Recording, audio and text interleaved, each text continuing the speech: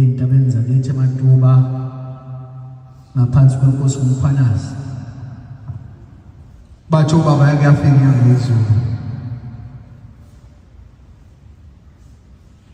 bathi mayifika lezinde ufika uzowela umfula inyalazi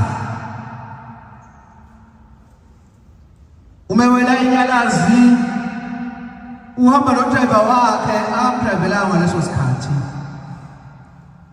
uthi bathe babeqeda nje uyiwela inyalazi wasethi udriver lesimoto khona umuntu okhulumayo ngapha kumgwaqo uthi mase imisa udriver wenkosi imoto mase kuqhamuka inkukhu ithi inkosi lodriver ngena kulo yamuzi ungicela ubaba wakhona le nkukhu nje ubuyibona nje sidlula lapha iyakhala ithi umnomzana walo yamuzi udla abantwana bakhe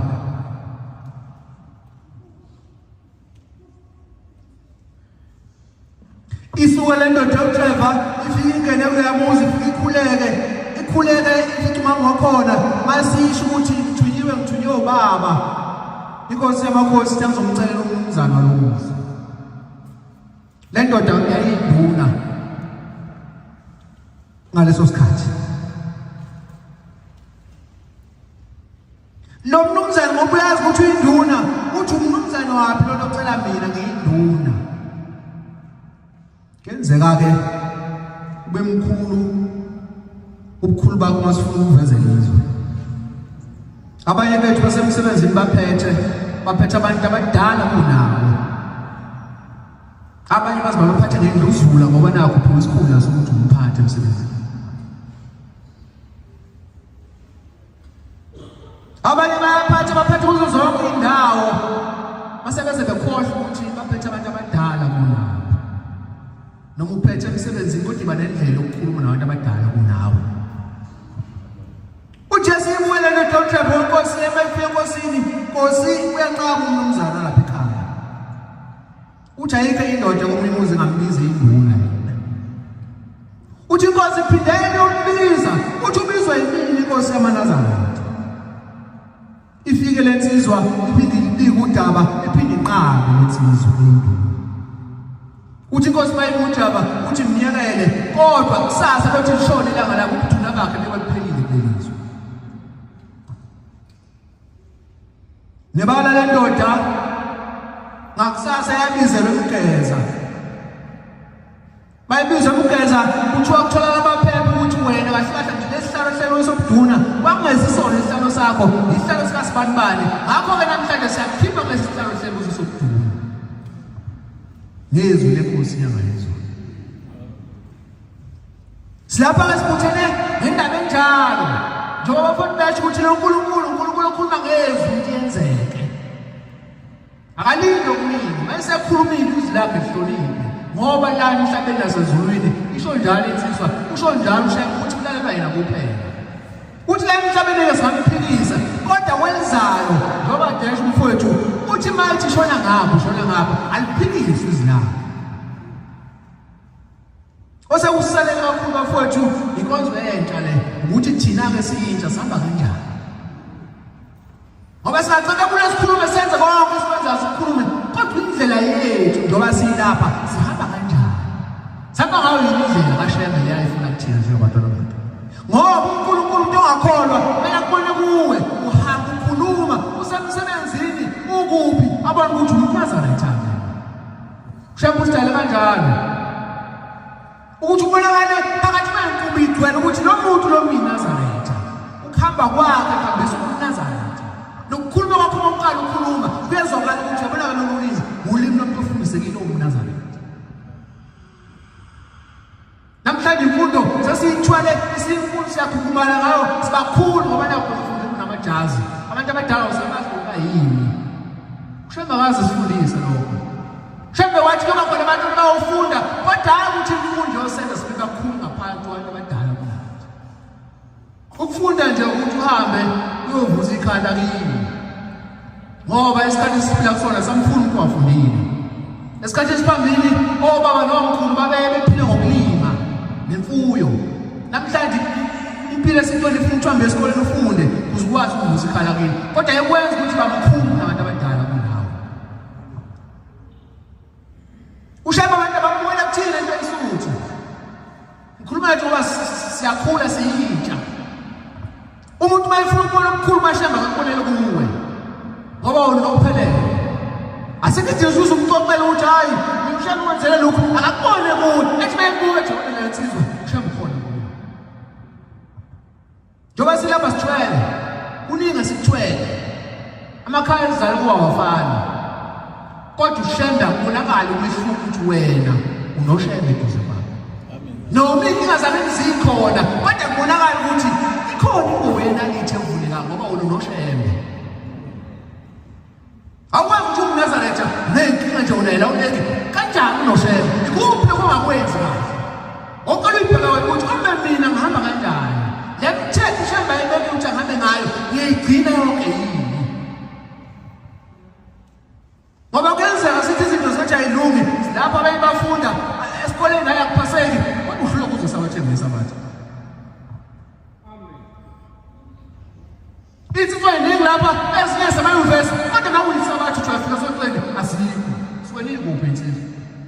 Ngoba phela kusokuyisa bathi kodwa kusazi zokuthi ngicela isiquqo akuphasele esikoleni lokuthandaza.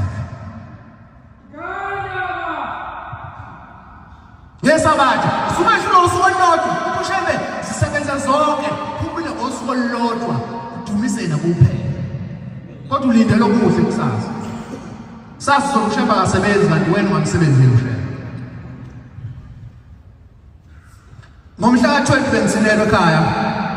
Before ngisinelwe ekhaya khona ingane kadadewethu incane le ngane icishe iminyaka yayo ilako 10 12.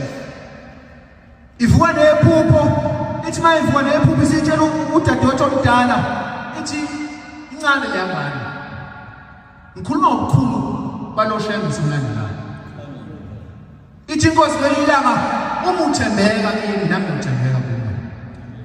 Ingakho ngithi angeke usize ukuthi njalo siyacela kuShembe kodwa izinto lezi Shembe athi asisenze singazenzi sizozuza kanjani ngoba yekho lento yahlangabezana kumele sihlangabeze ulindele ukuthi kodwa uphile ukuthandaza ngosisi kodwa ulindele ukuthi Shembe akuphendule uzokuphendula kanjani ithi lengaladadewethu njengoba kuza lolu suku nje lokuthi ngiyasilala ekhaya ibona mina ngihamba nabafowethu ngaba motela esekhaya sibheke ekhaya ikhulu umshado uzoba sekhaya kulomuzi kamkhulu engiwakhile ekhaya likhulu likhona kodwa umshado uzoba lapha ekhaya lincane ithi ngibona kubhe ekhaya likhulu kwagogo ngapha kunomuzi kamalume omdala ongaphezulu kancane nje nasekhaya likhulu usemgwaqeni idlula khona ke indlela izongena la ekhaya likhulu kugogo uthi ngithema ngidlula nje lapho ngizofika ekhaya mase kufika insizwa mase zingishaka isibhamu mase ngiyahamba emhlabeni seliviki ngisinele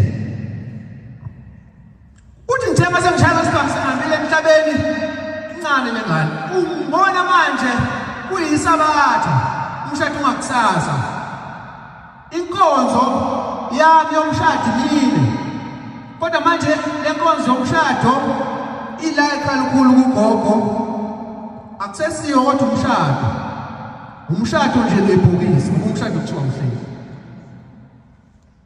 ngapha ekhaya likhulu kwalomdala ithi ibona umncwabo wami ngosuku olodwa ngapha kwalomdala ngiyafihlwa ngapha ekhaya likhulu ngiyashada kodwa ngishada lebhokisi makoti lo wakhe ngishada lebhokisi ngoba mina ngisekho emhlabeni ngikhuluma ngani incane thina sibadala sibangaka nje ngoba iphupho yakhohlwa ukhotsela ungasakhumbuli lutho kodwa le ngane yakhumbula lonke nje balindana usengitshela udadewethu utayibona ingane vone iphupho kanje mase ngithatha le nto ngithi nayi Shembe ukhona wachithi icebo labacela bami ngoba umsakho ohleli phakathi umthembu Shembe yathembela mina ke umuthi nje into engayisebenzisi nakancane ngisho ngifika nawo kangakanani umuthi omunye Shembe kuphela base ngihamba ngiyobika ebuhleni amnikela umdala wensuku njalo isibhuqweni ngokuqala nathi base siyaceba lezi dimoni selvele akuphelanga isikhathi singanani ngavele semngane leka dadewethu ithi ibona ke manje umama ongizalayo imbona usendaweni emnyama ufaka inzima kuza nomshado wasekhaya ngabona ukuthi idimoni lihlasela base ngibashayela ekhaya ngathi ukusuka manje kuyoze kufikile ngalomshado imani nje ngamanzi akusisiwe ekuseni intambama ngiyacela icebo abanye bethu ke bafitsi isikhathi esinjena lapho uxoxela umuntu hayi khona inyanga ukuthi yabona le ntelezi noma kanjani ayithola yona base nawe uyagijima khona ushaya ngoba into esilimaza kakhulu yinye Shembe sifuna ukusheba kanti usheba unomona ngathi Shembe ngendlela wathena ngamanye athi unomona ngathi Shangani uShembe nomuthi base ucabanga ukuthi khona into ezokulungela kanjani usashilo kumthemba ukuthi umuthembele emanzini abusisi wakhe uyokwenzela kanti kunani ukufa ngoba makumele uzofa kodwa kuhle ufe umzimba wakho ungenawo umuthi yakhumbula umfundisi ugcwele kuzohlala phansi uthi khona ingane eyincane iyayidlala ngamakhelwane lomakhelwane avela iphakele kanti ifakela umuthi uthi ayithande ngapha amakhelwane uthi yahamba lokho emhlabeni uthi kodwa yakwemveni kweminyaka aluthi 30 noma bani eminyaka ihambile ingane ayingenile ezulwini isolo sayo ukuthi uShembe angabiza ingene ngoba emzimbeni wayo kunomuthi kuba ngomuthi nokho ingane encane ukuthi ingathandi ekhaya ingane encane angakanani nokudwazi hambe nyanga nokudle ungene emzimbeni wakho uzongena kanjani ezulwini kaShembe ngoba ungahamba emhlabeni sabe sesiba phela amanzi abusiwe sama nje emthandazweni sama amanzi abusiwe sama emthandazweni laze lafika usuku waba umshado wabona ukuthi Shembe khona ibongozi kwangenza lutho lolu abantu bayafuma makuzoba umshado akusonto encane kepha lo ukuthi waba nemuhle waziwadlula okuthembele enkosini uNyazi Lwezulu ibongozi ngizothi ke namhlanje bafowethu thina sakhula kakhulukazi asibekele ithemba lethu lonke Shembe ngoba kuShembe khona ukuphila ngoba kuShembe yini into yakho njengoba nilapha ekumweni nje emakhaya ngibhekiwe ngibheka ukuthi nikwazi ukushintsha amakhaya emvela kuwo abanye bethu bashisa izodaka abanye izindlu akulala ukuthi iyodwa indlu. Kodwa mawusufikile ulibala into zomhlaba ukhohle ukuthi uthulwe ndini. Noshembe uyamlibala nawe. Lizovuka kanjani ekhala kimi usalibala into zomhlaba. Inkosi ekusomazi. Amen.